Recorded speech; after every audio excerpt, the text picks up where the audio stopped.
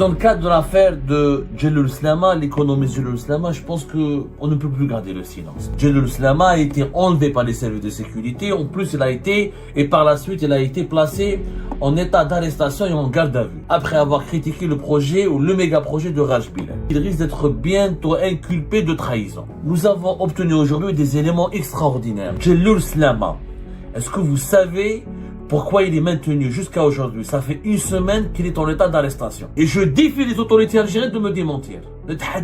Le véritable motif de la garde à vue prolongée et de l'arrestation prolongée incessante de Slama Djeloul, ses origines marocaines. Djeloul Slama aurait des origines familiales marocaines. Comme il serait donc d'origine marocaine, Djeloul Slama est accusé et soupçonné de trahison. Pourquoi? Parce qu'il a critiqué le projet de Raj Bilal et parce qu'il a des origines marocaines. C'est très grave. Je vous certifie cette information. Est-ce qu'une origine peut justifier une suspicion? Avec ce que c'est qu'une puissance avec l'intelligence étrangère? Dans le code pénal algérien, c'est de la trahison et c'est pratiquement de la peine de mort. Faut-il rappeler que l'Algérie, elle a eu deux présidents de la République qui sont d'origine marocaine? Ahmed Ben Bella, le premier président de la République algérienne démocratique et populaire. Et ses parents sont d'origine marocaine. Ils sont originaires de la région de Marrakech. Faut-il rappeler que Abdelaziz Bouteflika, le président algérien qui est resté depuis longtemps au pouvoir en Algérie, est originaire du Maroc. Il est né à Oujda. J'ai longtemps hésité avant de commencer cette émission. Je vous le dis sincèrement, j'ai longtemps hésité. Quand on parle d'un sujet sensible ou quand on parle d'un dossier scandaleux qui implique la détention ou la disparition ou la rétention d'un individu de façon abusive, arbitraire, on hésite toujours, on essaye, certaines de nos sources essayent de nous culpabiliser pour nous dire attention à ce que tu vas dire, attention à ce que tu es en train, ce que tu vas révéler, ça pourrait compliquer encore davantage le cas ou la situation de cet individu dont tu as envie d'aider parce que tu as envie de dénoncer ce qu'il subit comme injustice. Mais dans le cadre de l'affaire de Djeloul Slama, l'économiste Djeloul Slama, je pense qu'on ne peut plus garder le silence. Depuis le premier jour, c'est-à-dire que depuis que nous avons révélé cette information, à savoir l'arrestation, d'abord la disparition. En réalité, c'était pas une disparition, c'était un enlèvement. Djeloul Slama a été enlevé par les services de sécurité. En plus, par la suite, il a été placé en état d'arrestation et en garde à vue. Le 26 janvier 2026, nous avons été les premiers médias à avoir révélé en urgence un économiste porté disparu à Alger après avoir critiqué le projet ou le méga projet de Raj Bilal. Nous avons fait une émission hier pour parler toujours du cas du professeur, du docteur et de l'économiste et de l'ingénieur spécialisé en ingénierie financière Djeloul Slama pour expliquer qu'il est toujours maintenu en garde à vue. Qu'il est encore maintenu en garde à vue et qu'il risque d'être bientôt inculpé de trahison. Nous avons obtenu aujourd'hui des éléments extraordinaires. J'ai mis plusieurs heures avant de recouper et de vérifier cette information qui est tout simplement affolante. Mais vraiment affolante, extraordinaire. J'allume toutes les lumières et les amis pour que vous puissiez bien voir le bout du tunnel avec nous parce que j'ai besoin de beaucoup de lumière pour essayer de comprendre et de marcher un peu, d'évoluer dans l'opacité totale que m'impose l'actualité algérienne. Djeloul Slama, est-ce que vous savez pourquoi il est maintenu jusqu'à aujourd'hui? Ça fait une semaine qu'il est en état d'arrestation. Ça fait une semaine qu'il est en garde à vue. Ça fait une semaine qu'il est entre les mains des services de sécurité, notamment dans la gendarmerie nationale, la brigade de recherche de Bab Jdid. Ça fait une semaine qu'il est en état d'arrestation. Pourquoi? Alors que son seul crime est pour le moment d'avoir son émission, sa séquence, son passage sur le plateau d'une télévision privée algérienne a été exploité et repris par Saïd Benzdira sur sa page Facebook et dans un live diffusé sur YouTube où Saïd Benzdira exploite à juste titre les arguments de Djeloul Slama contre le projet de Raj Bilal. L'histoire de Djeloul Slama, elle est liée uniquement à une intervention médiatique. C'est une intervention médiatique. Djeloul Slama n'a commis aucun crime. Je le dis, je le répète, il n'a commis aucun crime. Il a fait une intervention médiatique dans laquelle il a analysé rationnellement, scientifiquement, et en appliquant les b.a.-ba ou les éléments ou les arguments élémentaires de la logique économique, la rentabilité ou les enjeux ou les risques qui menacent les risques majeurs contre la rentabilité et la fiabilité du projet de Rajbilet. C'est tout ce qu'il a fait. Et nous allons revoir ensemble tout à l'heure ses arguments. Et Jerusalem, il est aujourd'hui toujours retenu en garde à vue. Il risque d'être non seulement inculpé de trahison, mais en réalité, le mot exact, c'est de intelligence avec puissance étrangère. Je dis bien que Jalloul Slama fait l'objet, un expert, un économiste, un ingénieur en sciences financières, un spécialiste en ingénierie financière, une compétence nationale algérienne, qui a l'habitude de fréquenter les plateaux de télévision algériennes et qui fait qui a accordé plusieurs interviews aux médias algériens et qui a un cabinet de conseil économique spécialisé dans l'accompagnement des entreprises algériennes en situation de redressement. C'est-à-dire qu'il accompagne, qu'il propose du conseil pour aider les entreprises algériennes en grande difficulté à se redresser, à améliorer sa situation financière et sa situation de trésorerie, c'est son financière, sa situation économique. C'est-à-dire il leur fait des plans d'action pour essayer de rebooster leurs activités économiques, pour empêcher leur disparition ou pour leur déclaration en faillite. C'est un économiste. Il n'a jamais fait de politique, Jalloul Slama. Il n'a strictement jamais fait de politique. Et aujourd'hui, il est soupçonné par les services de sécurité algériens d'intelligence avec une puissance étrangère. Pourquoi selon vous? À cause de ses propos? Non. À cause de ses analyses froides, rationnelles et hostiles au projet de Rajbilet? Non. À cause de ses prises de position critiques qui sont basées sur des arguments et des données scientifiques? Non. Tenez-vous bien. Et je défie les autorités algériennes de me démentir. Je défie la présidente de la République. Et je défie les services de sécurité. Et je défie les autorités algériennes de venir me démentir. Le véritable motif de la garde à vue prolongée et de l'arrestation prolongée incessante de Slama Jalloul, ce sont, tenez-vous bien, ses origines marocaines. Je dis bien ses origines marocaines.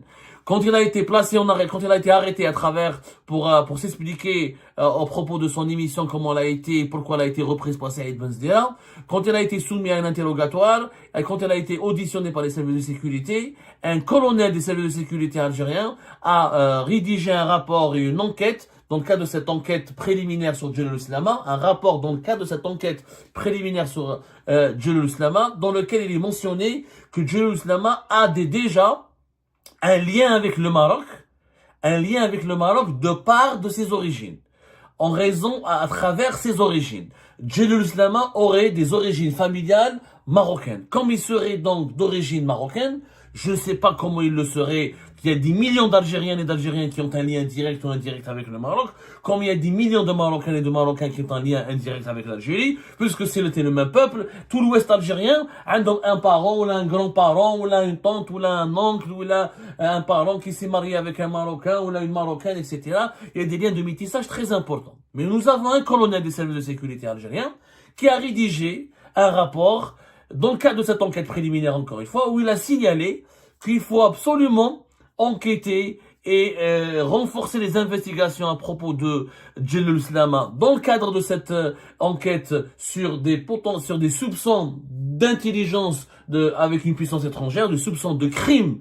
Jalloul Slama fait l'objet de soupçons de crimes ou de délits de crimes d'intelligence avec puissance étrangère, ce qui est une accusation très grave. Je rappelle que intelligence avec une puissance étrangère, ça veut dire le fait d'entretenir des rapports illégaux, des rapports d'espionnage ou d'entretenir une certaine loyauté avec une puissance étrangère ou avec une organisation étrangère ou avec des agents étrangers dans le but de susciter ou de déclencher des actes hostiles ou des actes d'agression contre son pays natal, qui est l'Algérie. Donc, Jalloul Slama est accusé et soupçonné de trahison. Pourquoi? Parce qu'il a critiqué le projet de Rajbilet et parce qu'il a des origines marocaines. C'est très grave.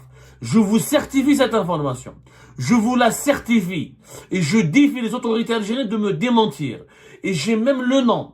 J'ai même le nom du colonel qui est en train de faire cette enquête et qui est en train de mener cette enquête et qui est à l'origine de l'arrestation et du placement en garde à vue de Jalloul Slama. Et je sais que comment c'est un colonel, c'est un colonel de la gendarmerie nationale et des services qui a induit les services de sécurité en erreur et qui leur a dit que Jalloul Slama entretiendrait des liens suspects ou douteux avec le Maroc, qui est le Makhzen, le pays ennemi voisin, parce qu'il a des origines, parce que dans sa famille, il aurait des origines proches ou lointaines qui seraient marocaines.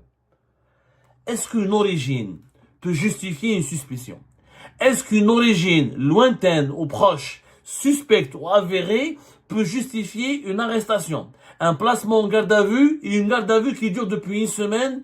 Et est-ce qu'une origine ou des origines, ça peut justifier ou ça peut être utilisé comme une base pour une enquête sur intelligence avec puissance étrangère? C'est de la folie. C'est de la folie. Avec ce que c'est qu'une puissance avec intelligence étrangère? Dans le code pénal algérien, c'est de la trahison et c'est pratiquement de la peine de mort. C'est très très grave. Mais vraiment, est puni, est coupable de trahison et de peine de mort tout Algérien, tout militaire, au marin, au service de l'Algérie, qui porte les armes contre l'Algérie, ou entretient des intelligences avec une puissance étrangère en vue de l'engager à entreprendre des hostilités contre l'Algérie, ou lui en fournir les moyens, soit en facilitant la pénétration de forces étrangères sur le territoire algérien, soit en ébranlant la fidélité des armées de terre, de mer ou de l'air, soit de toute autre manière. Ça, c'est l'article 61 du code pénal algérien. C'est quand même grave. On parle d'entretenir des liens des liens d'intelligence avec une puissance étrangère, c'est-à-dire de servir d'espion à un pays étranger qui veut engager déclencher des actions très hostiles contre l'Algérie, la déstabiliser ou l'affaiblir ou menacer sa sécurité nationale. Est-ce qu'un économiste, parce qu'il aurait il aurait des origines étrangères, est-ce qu'on a le droit, parce qu'il aurait des origines marocaines, est-ce qu'on a le droit de l'accuser ou de le suspecter d'être un traître ou de nourrir ou de préparer des actes de trahison ou de s'adonner à des liens ou à des liens ou à des intelligences avec une puissance étrangère juste parce qu'il a des origines, juste pour son origine, parce qu'il n'y a aucune preuve. Je vous le dis, Djelloul Slama, il est sous enquête, il est en état d'arrestation, il est sous enquête, n'a pas été encore présenté devant la justice, n'a pas été encore présenté devant le tribunal, parce qu'ils n'ont pas de preuves contre lui. Si les services de sécurité avaient trouvé la moindre preuve contre lui, ils l'auraient accablé, il l'aurait déjà placé sous mandat de dépôt, il l'aurait déjà envoyé en prison. Ils n'ont pas de preuves contre lui. C'est pour ça qu'ils savent pas comment l'envoyer en prison. C'est un économiste, un intellectuel, un homme instruit. Dans ses analyses, ils sont factuelles, scientifiques et précises. Il parle d'un langage scientifique. Il analyse des chiffres, il analyse des schémas de développement, il propose des solutions. Il dit son avis sur des faits scientifiquement prouvés ou sur des faits qui sont discutables. Et il parle uniquement de l'économie. Il n'a aucune position politique. On le soupçonne donc d'être un agent du Maroc parce qu'il a des origines marocaines. Est-ce que vous imaginez la folie dans laquelle qui s'est emparé de l'Algérie? Je rappelle que l'article 63 du code pénal algérien traite et accuse, on peut punir de peine de mort tout Algérien qui livre à une puissance étrangère ou à ses agents, sous quelque forme et par quelque moyen que ce soit, un renseignement, un objet ou document ou procédé qui doit être tenu secret dans l'intérêt de la défense nationale ou de l'économie nationale. Mais est-ce qu'il a révélé un document Slama Djelloul dans son émission? Il n'a pas parlé à une télévision marocaine, il n'a pas parlé à un média marocain, il a parlé à une télévision privée algérienne, il a été repris et relayé par un activiste algérien qui s'appelle Saïd Bouzdera, qui est lui-même connu pour son engagement contre le Makhzen et qui est l'une des voix algériennes médiatiques les plus critiques et les plus virulentes contre le Maroc. Donc comment on peut soupçonner Djelloul Slama de connivence ou je ne sais pas quoi, de complicité avec le Maroc ou de lien avec une puissance étrangère qui serait le Maroc? Comment Djelloul Slama aurait collaboré avec le Makhzen ou l'État marocain ou le régime marocain ou les services secrets marocains pour saboter Raj Bilal? Ça n'a aucun sens. Et M. Djelloul Slama n'a pas de renseignements à fournir, il travaille pas pour l'État, il travaille pas pour les services de sécurité, il travaille pas pour l'État, c'est un expert indépendant qui s'affiche en public et qui se présente sur les plateaux de télévision pour analyser des situations économiques et l'actualité économique et pour commenter l'actualité économique de son pays. Donc, il ne possède pas de renseignements, il n'a pas de documents, il n'a pas de projet, il n'a pas d'objet à fournir, il ne peut en aucun cas servir une puissance étrangère, que ce soit le Maroc, Israël, la France ou les États-Unis ou je ne sais pas qui encore. Mais comme il a des origines, parce qu'il y a un colonel, qui est un colonel des services de sécurité algériens, qui a mis en valeur ou qui a mis en exergue ses origines marocaines et il a utilisé cette base, cette information pour étayer ou pour justifier des soupçons d'intelligence avec puissance étrangère. C'est très grave, c'est une honte absolue. Faut-il rappeler que l'Algérie, elle a eu 2 présidents de la République qui sont d'origine marocaine? Faut-il le rappeler? Faut-il rappeler aux Algériens, à Abdelmajid Tebboune et à son régime, et à ses services de sécurité cruels, bêtes et méchants et incompétents, que nous avons eu 2 à 3 hauts responsables de l'État qui étaient même présidents de la République et qui sont d'origine marocaine. Ahmed Ben Bella, premier président de la République algérienne démocratique et populaire, de 63 à 65, ses parents sont d'origine marocaine. Il a vécu à dans la région de l'extrême ouest algérien, il est à Marnia, à la frontière algéro-marocaine, mais ses parents sont d'origine marocaine. Ils sont originaires de la région de Marrakech. Est-ce que Ben Bella, qui a été le premier président de l'Algérie indépendante, est-ce qu'on peut l'accuser de trahison, d'espionnage, d'être un traître, d'être l'ennemi de la nation, ou parce qu'il a des origines marocaines? Il y a récemment un journaliste, à la fin de l'année 2025, un journaliste, le chroniqueur de l'ancien chroniqueur Al-Khabar Meskin, a été emprisonné parce qu'il a critiqué Ben Bella, parce qu'on considère Ben Bella comme l'un des symboles de l'histoire comme l'un des symboles de la révolution, de la guerre de libération nationale. Il est d'origine marocaine, Ben Bella. Et nous avons, un journaliste s'est retrouvé en prison à cause de ça. C'est le journaliste Al-Khabar, comment il s'appelle, quand je suis comme ça passionné, j'essaye d'être très calme, mais c'est quand même assez grave, mais ça reste très très grave. Saad Bouarba, ça s'est passé au début du mois de décembre. Il a écopé de 3 ans de prison avec sursis pour diffamation, pour accuser de diffamation. Pourquoi? Parce qu'il avait critiqué le passé d'Ahmed Ben Bella. Parce qu'il a critiqué le passé d'Ahmed Ben Bella. Il a été accusé d'outrage et diffamation envers le premier président de la République. Lors d'une interview qui a été accordée à la web TV Vision TV. On il a parlé de l'affaire du trésor du FNN. Donc, en décembre 2025, vous emprisonnez un journaliste qui a critiqué Ahmed Ben Bella, qui a mis en doute sa loyauté envers le pays, alors qu'Ahmed Ben Bella est d'origine marocaine, et en janvier 2026, vous placez en garde à vue, vous arrêtez un économiste, un expert, connu pour ses compétences et pour son honnêteté intellectuelle et morale et financière, parce qu'il a des origines marocaines. On nage en plein délire. Faut-il rappeler que Abdelaziz Bouteflika, le président algérien qui est resté depuis longtemps au pouvoir en Algérie, est originaire du Maroc. Il est né à Oujda. Il a grandi il a passé une partie de son enfance à Oujda au Maroc. Faut-il rappeler aussi que Abdelkader Ben Salah, le chef d'État par l'intérim en 2019 de l'État algérien, sa famille il a des origines marocaines, ses parents ont des origines marocaines. Il est né aussi à Fellahoussen près de Tlemcen, pas très loin de la frontière marocaine. Des millions d'Algériennes et d'Algériens de l'ouest de l'Algérie ont des origines marocaines, ont des liens, ont dans leur famille des parents marocains. Comme il y a des millions de Marocains qui sont à l'est du Maroc, qui habitent dans les régions de Oujda, Nador, Berkane, jusqu'au Rif, jusqu'à Tanger, jusqu'à Tétouan, il y a des milliers ou des millions de Marocains et de Marocains qui ont des origines algériennes, qui ont un grand-père algérien, une grand-mère algérienne, ou une tante ou un oncle algérien et algérien. Le brassage entre les deux peuples, il a été fait grâce à l'histoire mouvementée du Maghreb, les éléments de brassage, ce sont des régions qui ont connu des mouvements d'occupation, des mouvements de développement et des dynamiques historiques et politiques qui ont permis aux populations marocaines et algériennes de se mélanger. C'est le même peuple. Et c'est le même peuple. Donc l'Algérie qui a eu au moins 2 présidents qui ont eu des origines marocaines.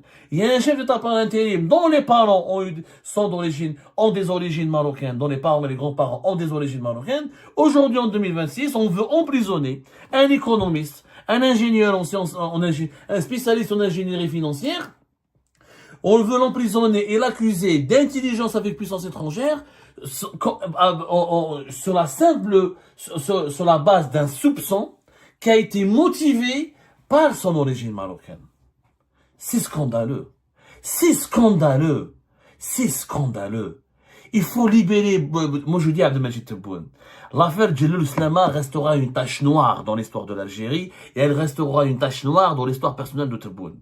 Si Djelloul Slama n'est pas libéré au début de la semaine prochaine, c'est une honte absolue qui va courir à Abdelmajid Tebboune. Une honte qui va le poursuivre jusqu'à la fin de ses jours, y compris dans sa tombe. Parce qu'il est appelé à mourir un jour, Abdelmajid Tebboune. C'est pas un Highlander, il n'est pas un immortel. Il moute. Le canon. Aujourd'hui, il ne libère pas Djelloul Slama qui est un innocent. Comment on peut soupçonner un économiste d'entretenir un lien avec une puissance étrangère juste parce qu'il a des origines familiales marocaines? Ça n'a pas de sens. Si tant est vrai, d'ailleurs je ne sais même pas moi est-ce que c'est vrai ou pas vrai, parce que c'est un colonel, on a vu comment ça marche dans les services de sécurité algériens, que ce soit la gendarmerie, la DGSM et les services secrets. Donc en Algérie, là, c'est la médiocrité. Ces institutions se sont clochardisées. Les institutions algériennes se sont clochardisées. C'est le nivellement des valeurs. Je dis bien le nivellement des valeurs. Ça veut dire quoi? Menhabba wa dabba peut devenir un colonel des services secrets ou de la police, ou de la gendarmerie, un colonel de l'armée. C'est le nivellement par le bas. Il y a une médiocrité générale, le copinage, le favoritisme, le bniamisme, le régionalisme. Malheureusement, au sein des appareils sécuritaires du pays, comme les appareils judiciaires, où vous retrouvez, il y a des hauts responsables et des gens qui ont bâti une belle carrière, sans jamais avoir la moindre compétence requise, ou sans satisfaire à la moindre exigence intellectuelle et scientifique. Juste parce qu'ils connaissent, où ils sont proches, où ils ont été parrainés par un tel ou un tel. Moi, je demande à ce colonel qui a fait ce rapport honteux et humiliant, en pointant du doigt les origines familiales d'un intellectuel, d'un économiste qui a travaillé pour son pays toute sa vie et qui travaille et qui milite sur le terrain en Algérie pour le développement économique du pays. Je n'ai qu'un mot à lui dire, je n'ai qu'un seul mot, j'ai qu'une seule question à lui poser. Mais comment tu peux te regarder le soir dans une glace? Quand tu te regardes dans un miroir, comment tu peux dormir la conscience tranquille? Quand tu te regardes dans une glace, qu'est-ce que tu te dis? Est-ce qu'il n'y a pas un sentiment de honte et de mauvaise conscience qui te ronge? Tu as justifié le prolongement d'une garde à vue d'un individu, d'un compatriote, parce qu'il a des origines étrangères. Parce qu'il a des origines marocaines. Qu'est-ce qu'il faut faire? De tous les Algériens qui ont des origines marocaines, il faut les suspecter, les soupçonner d'être des agents, des espions. Mais là, on va mettre la moitié des Algériens, c'est la moitié, j'exagère. Mais il y a 10 millions d'Algériens et d'Algériens qui ont des origines marocaines. Ou dans les parents, ou dans les familles, ont des liens familiaux directs ou indirects avec le Maroc. Il y en a 10 millions. Tout l'ouest algérien. De Indefla jusqu'à Marnia. Et la même chose au Maroc. De Oujda jusqu'à Tanger. 10 millions. Comment on va faire maintenant? Qu'est-ce qu'il faut faire? C'est quoi? Il faut effacer toute trace de marocanité dans son ADN pour être un bon Algérien, pour être un vrai Algérien. C'est du n'importe quoi. Et puis Djelloul Slama a fait quoi? Il a fait quoi, Yanes? Il a fait quoi, Hatadbelouna? Classe, l'objectivité journalistique, elle n'a plus lieu d'être. Rouge d'air, Djelloul Slama, 7 jours de garde à vue. Il a fait quoi? Il a fait dans une émission de télévision au mois de janvier 2026, il a dit ceci, que le minerai de Rajbilet est très chimiquement complexe, qui nécessite des traitements coûteux, une forte consommation en énergie et en eau, et un coût des infrastructures qui est très élevé, rail, énergie, les ports, que la rentabilité elle est très lointaine, ça il faut attendre l'horizon 2040-2050, que la rentabilité est incertaine à court terme, qu'exporter du minerai brut est une erreur stratégique, qu'il faut privilégier la transformation locale, la sidérurgie, la création de la valeur ajoutée en Algérie. Donc il a critiqué symboliquement un projet économique. Et ben c'est la fin de cette vidéo les amis, je vous remercie comme d'habitude pour avoir suivi jusqu'à la fin. N'oubliez pas de nous laisser vos commentaires et vos réactions sur la vidéo et de vous abonner à la chaîne si vous n'êtes pas encore abonné. Et merci aussi pour vos commentaires et vos discussions très animées dans la section des commentaires. Donc vous n'oubliez jamais de décortiquer bien un sujet sur tous les points qui ont été abordés dans la vidéo et ça fait vraiment plaisir quand moi-même je ne fais pas de commentaires, je m'appuie sur vous pour que vous puissiez bien expliquer les choses et en faire des discussions civilisées et dans tout le respect possible. Donc voilà, merci beaucoup et à la prochaine dans une nouvelle vidéo. Au revoir.